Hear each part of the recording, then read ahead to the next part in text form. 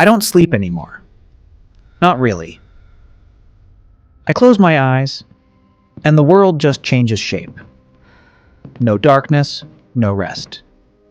Just another version of the same life. One I never agreed to live.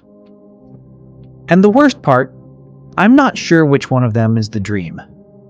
We're taught that sleep is an escape, a shutdown, a mercy. But what if it isn't rest?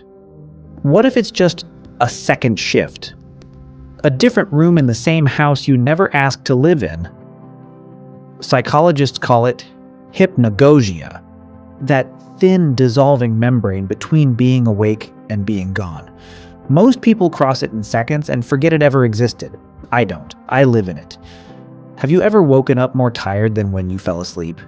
That's not insomnia. That's your mind telling you it never actually left.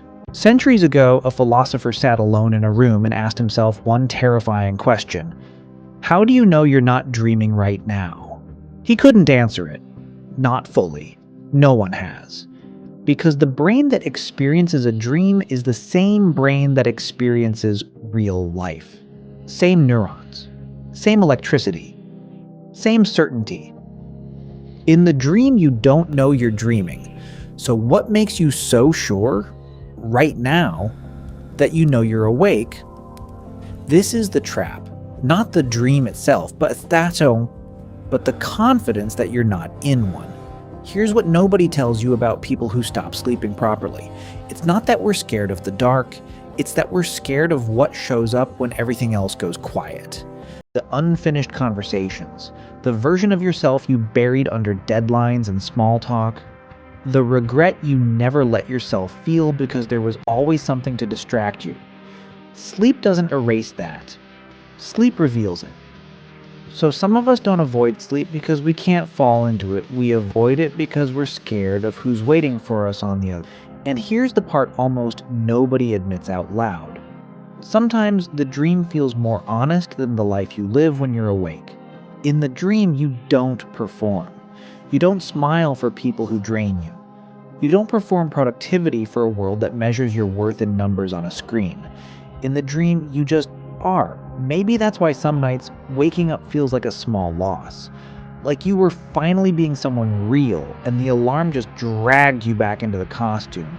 Carl Jung believed the people we meet in dreams are fragments of ourselves we've disowned.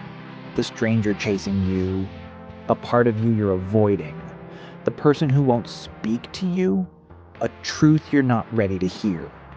So when I say I don't sleep, I just dream. I don't mean my nights are strange. I mean, I've stopped pretending the version of me that shows up during the day is any more real than the one that shows up at night. They're both just rooms, and I live in all of them. So, which one is the dream? Maybe that was never the right question. Maybe you don't wake up from a dream.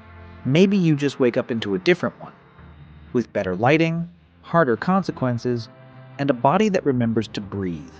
The truth is unsettling because it's simple. There was never a line between the two. Just your mind deciding, moment to moment, which version of reality to believe in. So tonight, when you close your eyes, don't ask if you're falling asleep. Ask which version of yourself you're about to become.